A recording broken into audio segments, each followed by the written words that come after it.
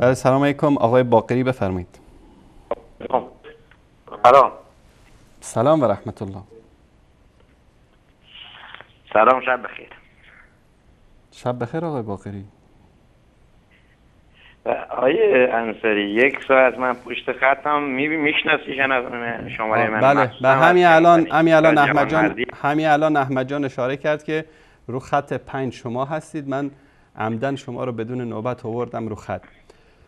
آقای باقری برادر بزرگوار، آقای باقری برادر بزرگوار، آقای باقری، آقای باقری، آقای باقری، آقای باقری، آقای باقری برادر عزیز سلام دادید. وقت زیاد نگیرید چون که بینندگان زیادی پشت خط هستن. خواهش میکنم در مورد دروغ آیت الله قزوینی که از کتاب منهاج السنه و هفته گذشته شما اومدید و سر صدا راه انداختید و همینطوری بدون خداحافظی رفتید. امیدوارم که این هفته من به شما وقت میدم. نه به خدا، من گوش کن آقای باقری، از این تهمت‌های لایت چسبک به ما نمیچسبه. آقای باقری، آقای باقری، آقای باقری، آقای باقری، آقای باقری، شما که دیگه ما رو میشناسید. ما اینجا 16 خط هست و من بدون این که بدونم پشت خط کی هست همینجا داخل استودیو مستقیما وصل میکنم و هیچ کس رو هم به خاطر بحث علمی و به خاطر که مؤدب صحبت بکنه ما تماسش رو قطع نکردیم. کسی که توهین بکنه، اهانت بکنه، آره. آقای باقری برادر بزرگوار، من از جناب شما خواهش میکنم، الان احمد جان تایمر میگذاره، من 5 دقیقه به شما وقت میدم. در این 5 دقیقه شما بده من صحبت کنم 1 دقیقه بعدش. نه خواهش میکنم. اینجا شما عادتتون است آقای باقری، آقای باقری برادر عزیز، آقای باقری مستقیم ببینید شما، ببینید آقای باقری، آقای باقری، آقای باقری برادر بزرگوار، ببینید شما میایید به جای اینکه برید رو اصل موضوع مسئله رو شخصی میکنید، توهین، اهانت، فلان حرفای بی ربط میزنید. آقای باقری شما یک دبیر هستید، معلم هستید، آدمی که باید فرهنگی هست، معلم هست، باید بدون این چیزا رو. من الان خیلی مؤدبانه محترمانه از جناب آقای حسن باقری برادر بزرگوار، استاد حسن باقری دبیر، ایشون دبیر هستند در وزارت آموزش پرورش ایران، از ایشون خواهش میکنم که من 5 دقیقه به شما وقت میدم، مستقیم برید رو اصل موضوع، قضیه اصل مذاهب که آقای قزوینی گفته که ابن تیمیه در کتاب منهاج السنه جلد 6 صفحه 301 آورده که اصل مذاهب اهل سنت حنفی و شافعی مالکی و حنبلی اینا رؤوسشون کافر و زندیق هستن. 1 2 3 استارت شد، بفرمایید. بسم الله الرحمن الرحیم. تو این 5 دقیقه اگه من نتونستم دفاع کنم بینندگان عزیز هر چی خواستیم بگیم، ولی آقای انصاری حق نداره در وسط حرف من بپره. فوق آخرش میگه شما دارید از موضوع خارج میشید. خب بینندگان قضاوت کنن. اصلا من از شرق و غرب بگم. شما الان 1 ساعت برنامه گذاشتی، اون روز هم صدای منو قطع کردی. من بعدا در تکرار دیدم اصلا صدای من قطع بود، فقط همون 2 دقیقه رو گذاشتی، بقیه‌اش صدای من قطع بود. این ناجوان مردانیه. یا آقای انصاری 1 دقیقه شما صحبت کن، 1 دقیقه من، یا کل 5 دقیقه من اجازه بده من صحبت کنم. فوق آخرش میگن که آقا دفاع نکرده. بالاتر از این که نداریم. و بعد که من قطع کردم آقا وزارت جمهوری اسلامی چنین آدمی را گذاشته دبیر شما، منم میگم وزارت فلان عربستان چنین آدم پارچه فروشی رو گذاشته رئیس یه شبکه. این حرفا چیه عزیز من؟ یا بحث علمی مؤدبانه میکنیم. و بنده به شما عرض کردم در زمانی که من تماس میگیرم، حداقل در موقع تماس من به حضرت آیت الله امام خامنه‌ای، به حضرت پروفسور آقای دکتر قزوینی و بقیه شیعه، کوچکترین توهینی نباید بکنی. این خواسته زیادیه. اگر منم توهین کردم، من که به شما اون دفعه گفتم ابوبکر بغدادی، شما گفتی آیت الله فلان، نگو، بهی نزن تا کلوخ نخوری. درست است یا نه؟ و اما امروز شما یه بار صحبتی اعلان کردی، من این جوابش 30 ثانیه میدم، جواب بحث بعدیتون میدم. جناب آقای انصاری شما آمدی فرمودی که آقا هر کس، این حدیث شیعه است، درست هم هست، حدیث سنی هم هست، به پیغمبر اسلام دروغ ببندد مرتد، کافر، زندیق، فلان فلانه. من نمیگم این چیزی که شما میگید این مصداقشه، ولی شما برای من یک سند بیاور که جناب ابوبکر گفت که انبیا ارث باقی نمیگذارن. یک سند ایشون خودش فقط روایت کرده. مرد باش، جگر داشته باش، یک سند برای من بیار صحیح که غیر از ابوبکر کسی اینو گفته باشه. آیا حرف شما درباره مرتد بودن من شیعه و مرتد بودن کتب شیعه و علامه کلینی و مجلسی و آیت الله قزوینی و غیرهم درست هست؟ و خدای نکرده نعوذ بالله مرتد بودن آقای ابوبکر هم میگی یک نفر گفته این حدیثتون متواتره، این حدیثتون اصلا صحیحه که گفته انبیا ارث باقی نمیگذارن. و اما درباره جواب آیت الله قزوینی بسم الله الرحمن الرحیم 30 ثانیه قول حضرت قرائتی آقای انصاری که اون دفعه جواب ندادی و بعدش فحاشی کردی، آیا در کتاب جناب آقای ابن تیمیه اومده که همه اشعری و ماتریدی و همه مذاهب و مقلدون کافر هستند یا نیستند؟ لطف بفرمایید به این سوال من جواب بدید. 1 دقیقه بعد در خدمتتون هستم.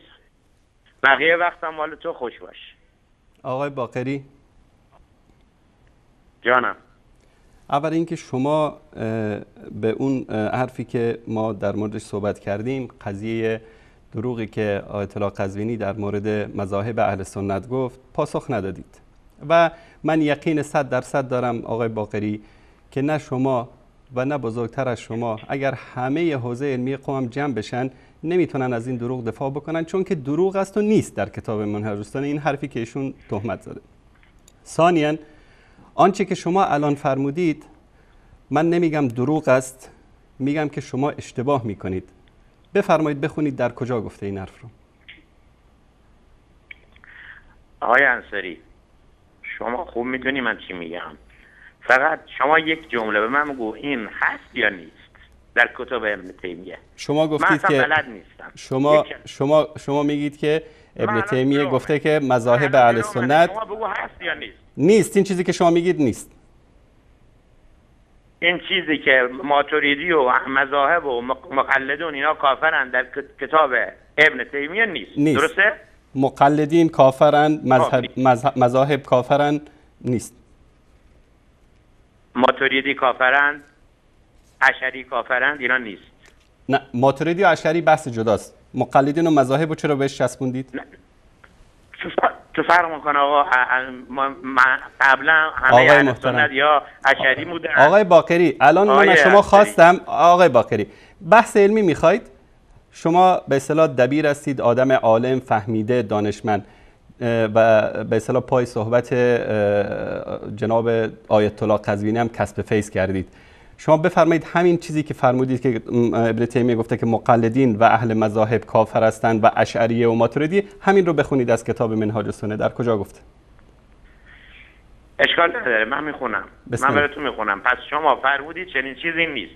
اگر من ثابت کردم همینجوری که هر روز میگی فلانی دروغگو، آیا شما خودت میگی اینجان محمد انصاری من توهین نمیکنم، خودت بگی بنده کذاب و دروغگو هستم. اگر که عکس این ثابت شد شما حاضرید؟ اگر عکس این ثابت شد شما حاضرید همین حرفو بزنید؟ آقای انصاری قطع کردی که؟ نه قطع نکردم، صداتون داره پخش میشه. قطع کردی آقای انصاری. آقای باقری اگر عکس این ثابت شد شما حاضرین همین حرف رو بزنید؟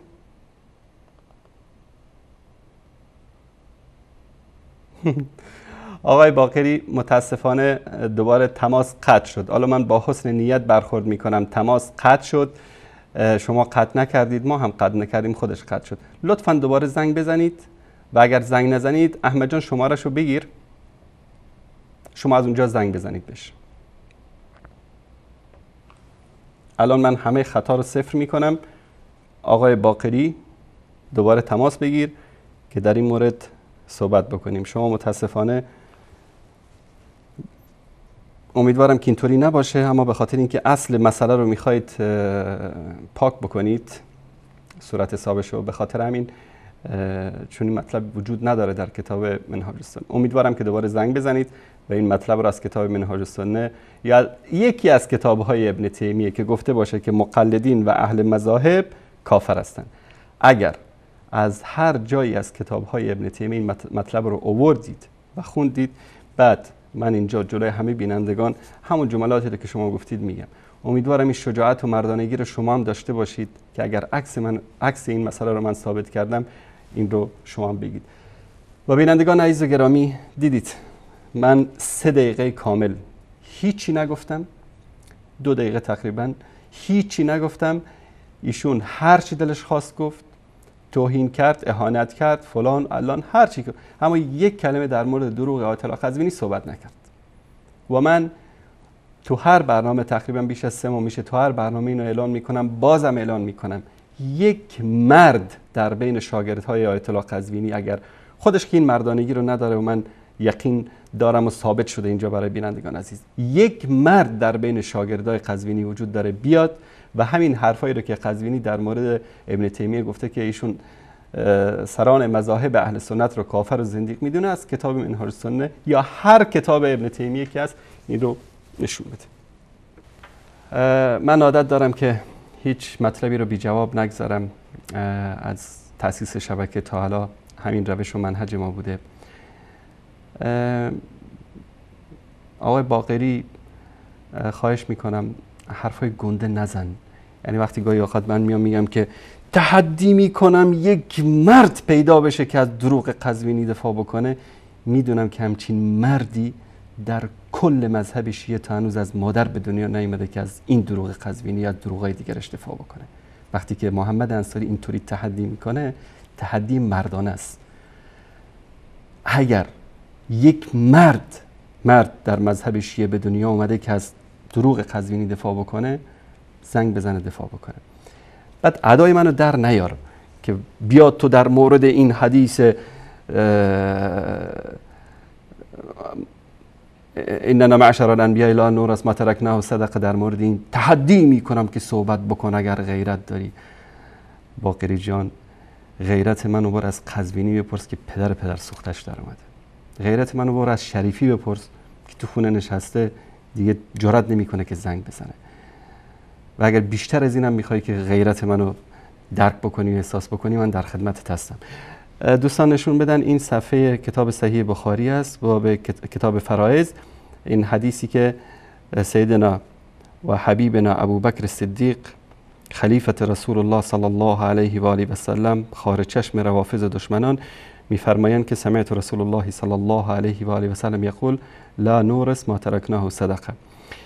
این روایت در اینجا گفتن که شما این رو ثابت بکنید. من اصلا به این حدیثی که اینجا در کتاب اهل سنت هست اصلا هیچ کاری باش ندارم. نیازی هم ندارم که برای تو ثابت بکنم این صحیح هست یا نیست. ما قبولش داریم، حدیث صحیح هست. تو که قبول نداری بخاری رو، الان من برات ثابت میکنم که کیف بکنی.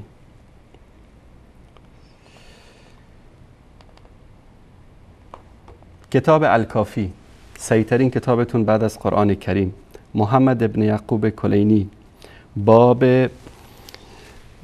در اینجا احمد جون شما باب 4 حدیث اول، طبق اعتقاد کلینی در هر کتابی که کتاب فضل العلم صفحه 27 مطلبی که اولین حدیثی که میاره صحیح ترین حدیث در اون باب هست. در اینجا از ابی عبدالله امام جعفر صادق قال رسول الله صلی الله علیه و سلم، روایت طولانی است، در آخرش ان الانبیاء لم یورثوا دینارا ولا درهما. انبیا دینار و درهم به ارث نمیگذارن، ولکن ورثوا العلم فمن اخذ منه اخذ بحظ وافر. انبیا که هستن علم رو به ارث میگذارن، کسی که از این بگیره به اصطلاح حظ وافری رو دریافت کرده. این از کتاب کلینی، صحیح ترین کتابتون. روایت هم روایت صحیح هست. اگر صحیح نیست میتونید تماس بگیرید و غیرش رو ثابت بکنید. تشکر میکنم احمد جان. روایت بعدی در کتاب البرهان فی تفسیر قرآن از هاشم بهرانی صفحه 15، روایت 10 از ابی عبدالله ان الانبیاء لم یورثوا درهما ولا دینارا انما ورثوا الاحادیث من احادیثهم فمن اخذ بشیء منها فقد اخذ بحظ وافر. انبیا درهم و دیناری به ارث نمیگذارند بلکه احادیثشون رو به ارث میگذارند. از ابو عبدالله امام جعفر صادق، روایت 10 صفحه 15 فی فضل علم و المتعلم البرهان فی تفسیر القرآن. تشکر احمد جان. کیف کردی آقای باقری. سومیشو بگیر. الحكومة الإسلامية الإمام المجاهد سيد روح الله الخميني كشف الله سره وعليه لعنة الله والملائكة والناس أجمعين.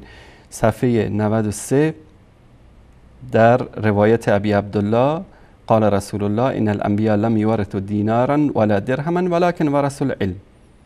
همین روایت رو در اینجا آورده. خط سوم میفرمایند که بله. آقای باقری.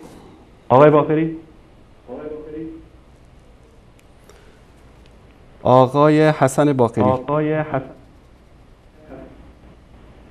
آقای حسن باقری لطفا صدای تلویزیون رو ببند.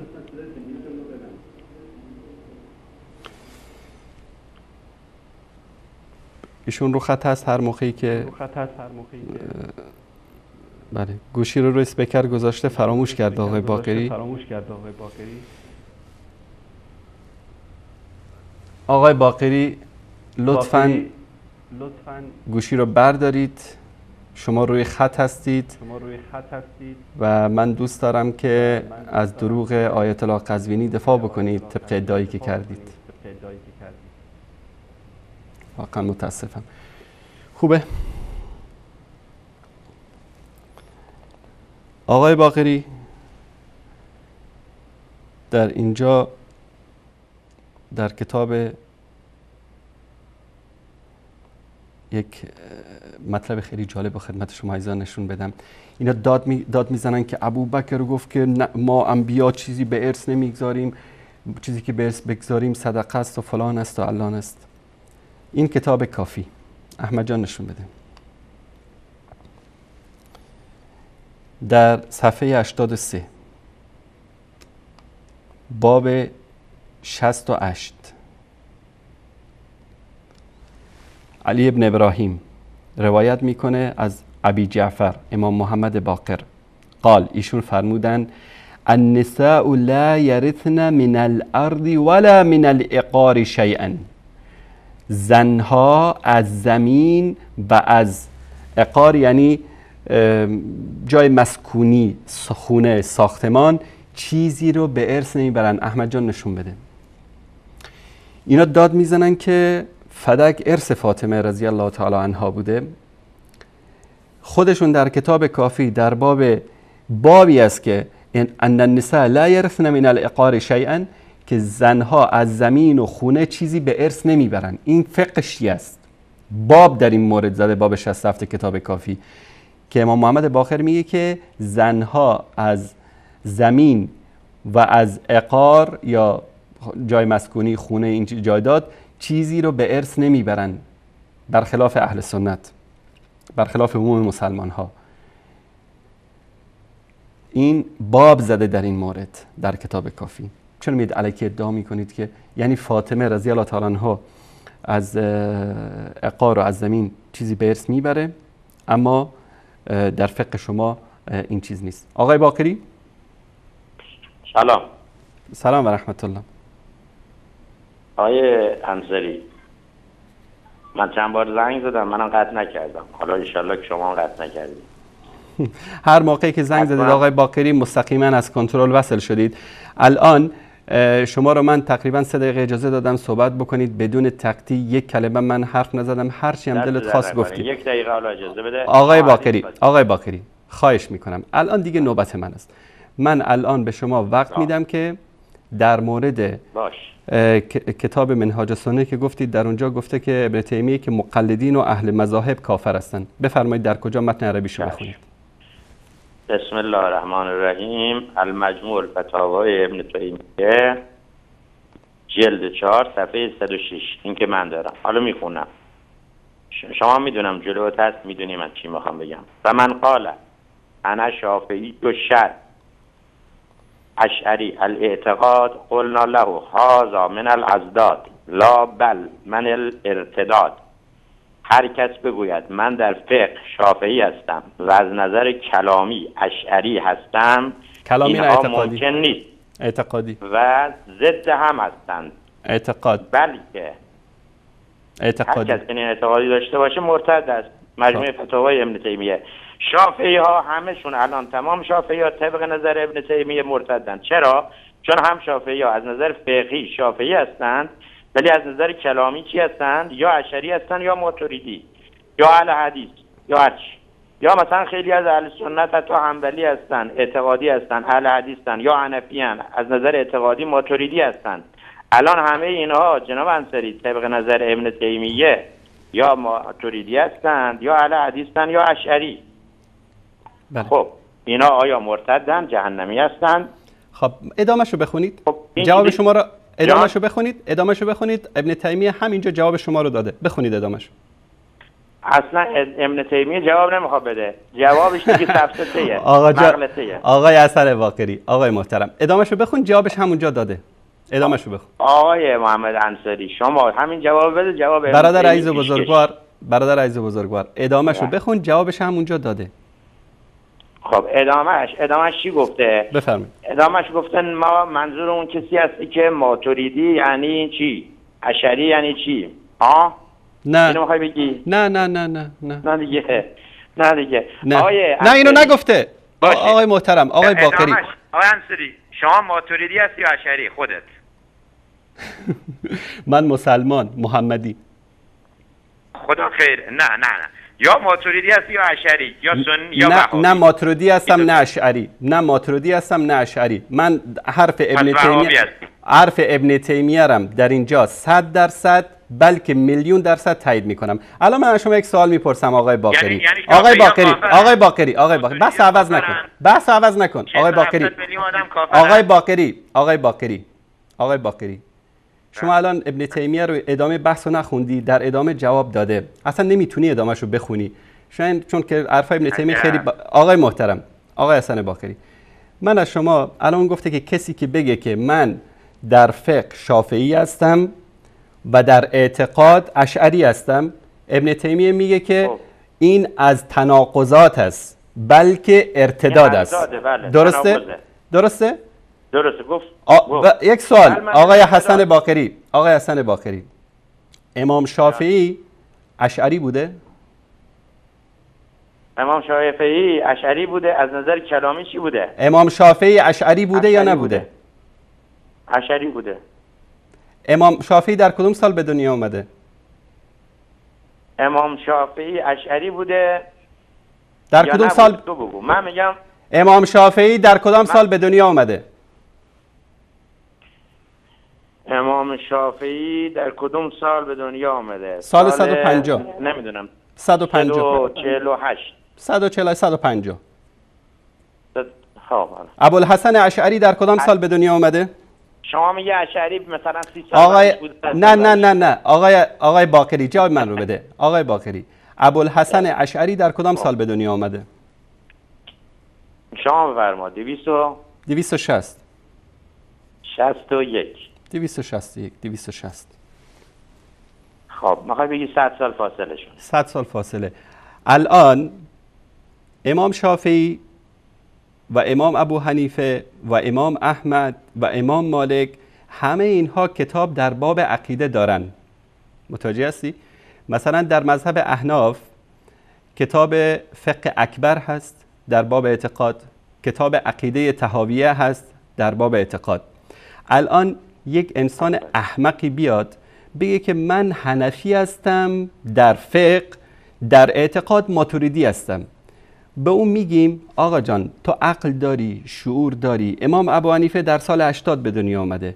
امام ابو منصور ماتریدی در سال 248 به دنیا آمده. یعنی فرق تقریبا 200 سال. وسط حرفم نپر آقای باقری، این از ادب و اخلاق بدونید. شما فریدی، منم میگم طحاوی به دنیا آمده. آقای محترم در سال 248 ماتریدی به دنیا آمده. طبق حالا این چیز مجهول است، تقریبا 200 سال کمتر، 100 خورده ای سال. امام ابو حنیفه در باب اعتقاد کتاب داره. من فقه رو بگیرم از ابو حنیفه رحمه الله، اعتقاد رو بگیرم از ماتریدی، این حماقت است. یا در اینجا دو گزینه بیشتر نداره کسی که به این اعتقاد باشه، یا اینکه امام ابو حنیفه عقیدش درست نبوده که بعد عقیده رو از ماتریدی بگیری، یا اینکه ماتریدی عقیدش از امام ابو حنیفه بهتر بوده. همین مسئله در مورد امام شافعی. امام شافعی رحمت الله علیه در باب اعتقاد کامل و شامل همه مسائل رو ذکر کرده. حالا یک انسانی بیاد از کسی به نام ابوالحسن اشعری که 100 سال بعد از امام شافعی به دنیا اومده، بیاد از اون اعتقاد رو بگیره و از امام شافعی بره فقه رو بگیره، ابن تیمیه میگه این از ازداد است. یعنی تو دیگه نیا بگو که من شافعی هستم، بگو اشعری هستم. ثانیاً آقای باقری، ثانیاً این ضربه مهلک رو هم بگیر از من که امام ابوالحسن اشعری در ابتدا اعتقاداتی داشت، بعداً اعتقاداتی داشت، قبل از وفاتش کتاب مقالات رو نوشت و عقیده امام ابوالحسن اشعری دقیقاً مثل عقیده امام شافعی است. قبل از وفاتشون ایشون همه اشتباهاتی که در باب عقیده داشت تصحیح کرد. منم میگم، هر عالم اهل سنت هم میگه که ما اعتقادمون رو از قرآن و سنت میگیریم، نه از ابو منصور ماتریدی و نه از ابوالحسن اشعری. تمام شد؟ خب پس بله آیه انصاری خیلی جالب شد. جواب اصلا خودت معرکه دادی. جواب معرکه دادم. آقای باقری ببینید شما یک بار بحث عوض کردی، الان تقریبا چند دقیقه است داری رو بحث دیگری صحبت میکنی. آقای محترم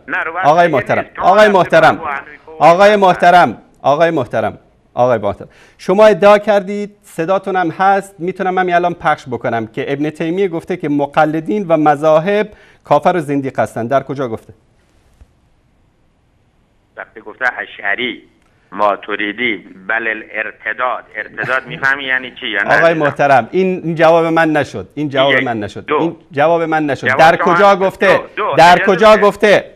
بخون متن عربیشو. در کجا گفته مقلدین و اهل مذاهب کافر و زندیق هستند؟ در کجا گفته؟ به اونم میرسین. تو حرف من نه بیارش همین الان بخون در کجا گفته. این برداشت تو است آقای باقری. این برداشت تو است آقای باقری. در کجا گفته؟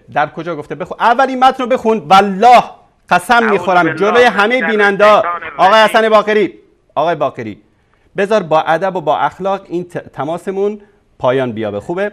من والله قسم میخورم و همه بینندگان رو هم شاهد میگیرم که اگر همین مطلب قزوینی رو برای من آوردی و همین حرف خودت که گفتی مقلدین و مذاهب کافر هستن و زندیق ابن تیمیه گفته آوردی، من الان ساعت چنده؟ ساعت 10 تقریبا بله 53 21 و 53. من 7 دقیقه بعد که نیم ساعت میمونه به انتهای برنامه، نیم ساعت کامل رو به تو اختصاص میدم. خوبه؟ فقط این ور اون ور نپر. برای من بیار در کجا گفته ابن تیمیه متنشو بخون. آیه انصاری گوش کن دیگه، ببین اذیت نه. گفتی که یه حرف خیلی جالب. من اذیت نمی‌کنم آقای باقری، من اذیت نمی‌کنم. آقای سعید طوسی اذیت می‌کنه شما. آقای باقری بخون برای من، بخون. حرف این ور اون ور نزن. برای من بخون در کجا ابن تیمیه گفته که مقلدین و اهل مذاهب کافر و زندیق هستن. در کجا گفته؟ گوش کن. الان میخونم. آقای انصاری بخون. وقتی تو وقت من هست ادب حکم میکنه نفری. آقای محترم شما وقتی که از جاده خارج بشی من مجبورم که بیارمت رو صراط المستقیم. بسم الله بخون. غیر از حرف ابن تیمیه بخون. شما ابو حنیفه و چی به من میگی خارج شدم؟ بابا یه ذره لا اله الا الله. آقای باقری خواهش میکنم بخون. در کجا گفته؟ شما آمدی ادعا کردی، همه بینندام صداتو شنیدن، گفتی که اصل گفتی که مقلدین و اهل مذاهب اینا کافر و زندیقن. در کجا گفته؟ بنده ادعا میکنم که ابن تیمیه تمام مسلمانان بجز فکر وهابی که بعدن اومد، یعنی فکر سلفی گری داعشی، خودش همه رو کافر و مرتد میدونست و اون زمانم اهل سنت تمام دنیا رو گرفته بودن، انداختنش زندان، همونجا مرد. در کجا گفته؟ در کجا گفته؟ همه گوش کن. در کجا؟ چند تا از علمای بزرگ همون زمان گفتن در کجا گفته؟ در کجا گفته؟ در کجا گفته؟ آقای باقری، ثابت میکنم. آقای باقری نمیذاری حرف بزنم. آقای باقری من قسمت میدم به الله سبحانه و تعالی که یک کلمه اینور اونور حرف نزن. شماره جلد، شماره صفحه، در کجا ابن تیمیه گفته که رؤوس مذاهب اهل سنت کافر و زندیق هستند؟ 1 2 3 1 2 3 من الان میخونم که ابن تیمیه همه رو کافر و مرتد دونسته. اول کلام بهت خوندم. تکلیف شافعی رو که معلوم شد، ماتریدی و اشعری هم که معلوم شد. پس بنابراین اهل سنت دنیا هر کدومتون ماتریدی هستید و اشعری هستید، از نظر جناب ابن تیمیه که آقای محمد انصاری هم قبول کرد، کافر مرتد هستید. حالا شیعیان که بماند که جای خود دارد. اما آقای انصاری میگه که چون فاصله این امام با اون امام 60 سال بوده، 100 سال بوده، هیچ عاقلی رو نمیگه. آقای انصاری شما فاصله محمد ابن عبدالوهاب تا پیامبر تا ابو حنیفه تا شافعی چقدر بوده که وهابیت الان به نام اون داعش رو وجود آورده، جبهه نصرت قلب میخوره، کودک کشی میکنه، یمن رو میکشه؟ چقدر فاصله بین اینا بوده؟ آقای باقری ببین الان که من به شما اجازه دادم، الان که اجازه دادم گوش کن. آقای باقری الان که من بهت اجازه دادم شروع کردی. آقای باقری گوش کن آقای باقری. ببین الان که بهت اجازه دادم، ببین از کجا شروع کردی، پریدی به نصره و فلان و فلان. من امشب ولت نمی کنم. احمد جان شماره‌شو برای من بفرستید اینجا، شماره‌شو بفرستید که من پدری از تو در بیارم. آقای باقری امشب انقدر بهت زنگ بزنم که تا که حالت گرفته بشه. تا نیای اینجا از دروغ قزوینی دفاع نکنی، من امشب ولت نمی کنم. بعد از این تا این شماره رو عوض نکنی، من تو هر برنامه اون روسته که بهت زنگ میزنم، خودم زنگ میزنم اینجا. اولا که از دروغ قزوینی دوستان دفاع نکرد، چون که دفاع نداره و قزوینی دروغ گفته، یک کلمه دفاع نکرد. ثانیاً اومد گفت که ابن تیمیه میگه که مقلدین و اهل مذاهب کافر هستن. آقای باقری من اول بهت احترام گذاشتم، گفتم اشتباه کردی، اما الان میگم دروغ گفتی. ثالثاً قضیه ماتریدی و اشعری اینجام جلوی من هست متنش.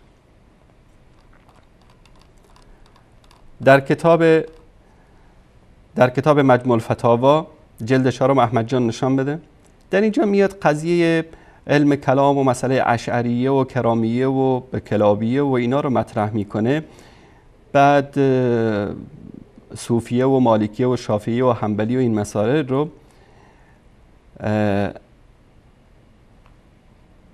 بله.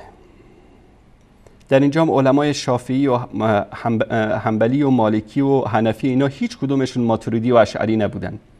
نه امام ابو حنیفه ماتریدی بوده، نه امام ابو احمد ماتریدی بوده، نه امام ابو یوسف ماتریدی بوده. هیچ کدوم از اینا ماتریدی نبودن. از شاگردان امام شافعی و خودش اینا هیچ کدومشون اشعری نبودن. اینجا که من گفتم ادامه‌شو بخون که شما فرار کردی نخوندی، اینجا اینو ذکر میکنه. بفهم الان. میگه که کسی که بگه که من شافعی مذهب هستم و در عقیدم معتزلی هستم، کسی بگه که من شافعی مذهب هستم و در اعتقاد اشعری هستم، میگیم که این از تناقضات است، بلکه از ارتداد است. چرا که شافعی اشعری الاعتقاد نبوده. اذ لم یکن الشافعی و اشعری الاعتقاد. امام شافعی اشعری نبوده. حالا بعد از اون کسی اومده گفته که من شافعی هستم و اشعری.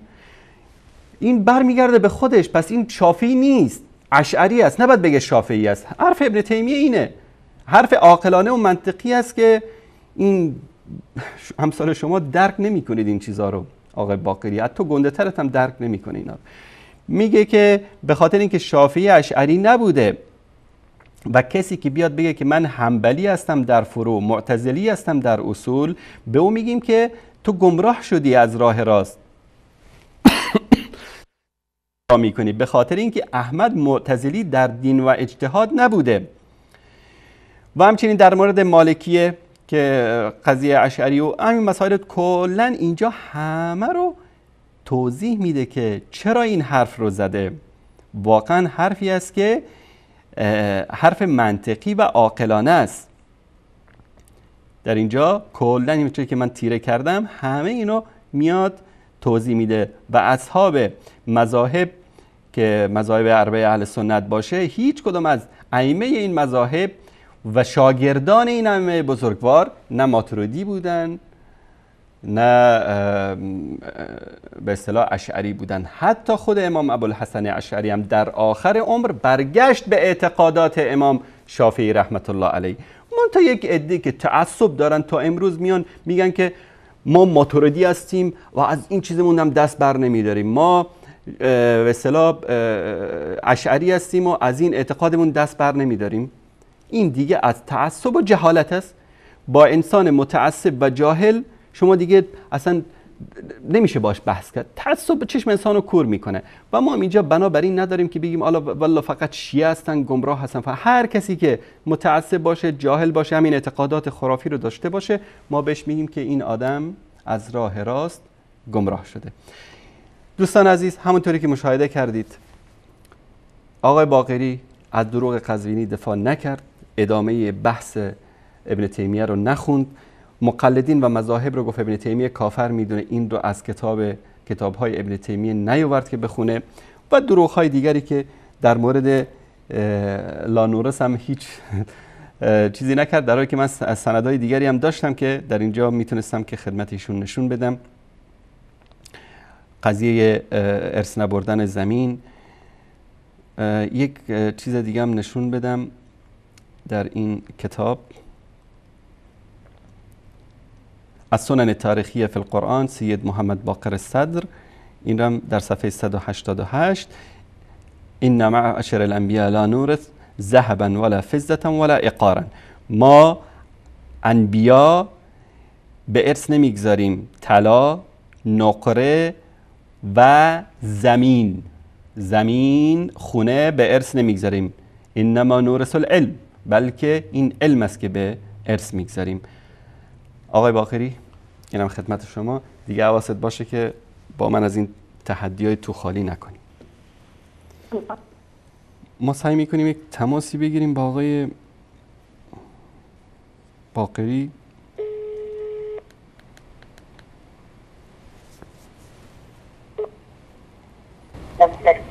آقای باقری، آقای باقری تشریف دارن؟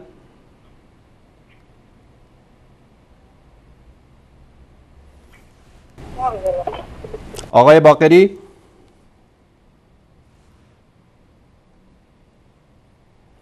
آقای باقری زشته، تلفنتو جواب بده، دست خانومت نده، خودت تلفنتو جواب بده، من باهات حرف دارم.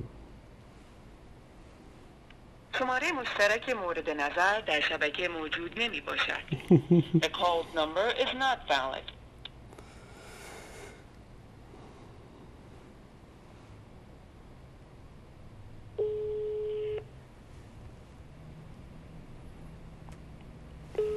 آقای باقری، من از موبایل شخصی خودم دارم بهت زنگ میزنم، لطفاً جواب بده.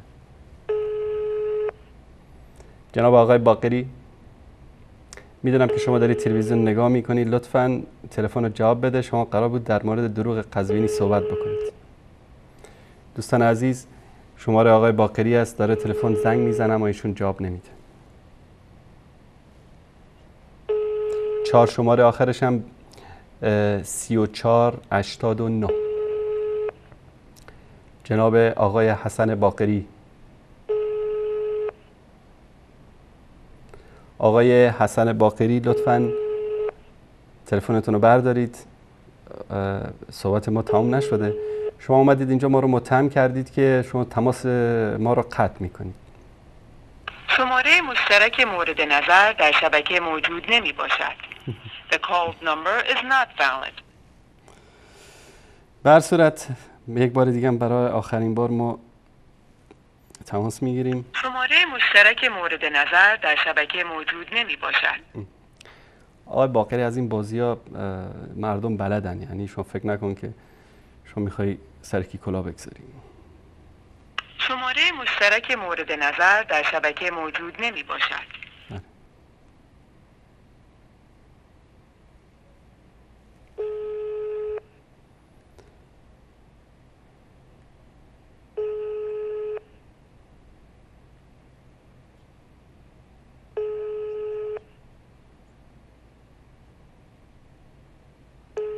بله.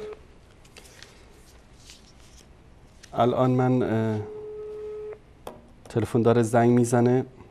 احمد جان زوم بکن رو شماره ایشون. نه، شماره‌شون رو نشون بده که داره زنگ میزنه. بله شماره‌شو نشون بدید. بله این شماره آقای باقری است و ایشون جواب نمیده. بله بعد نگید که والا شبکه وصال حق تماس رو قطع میکنه. از این به بعد هم دروغ قزوینی رو پخش میکنم هم به این شماره. اینجا مرکز تلفن بین الملل ایران میباشد. شماره مورد نظر شما در شبکه وجود ندارد. لطفاً شماره خود را تصحیح بفرمایید. بله بر صورت دوستان عزیز، اینم از آقای باقری که این همه داد و فریاد را انداخته بود، میخواست به دروغ قزوینی پاسخ بده. نمیتونید پاسخ بدید آقای باقری. خیلی متاسفم براتون، خیلی متاسفم، خیلی زیاد. واقعا حیف است، بازم تکرار میکنم، حیف است برای اون آموزش پروریشی که شما اونجا دبیر هستید.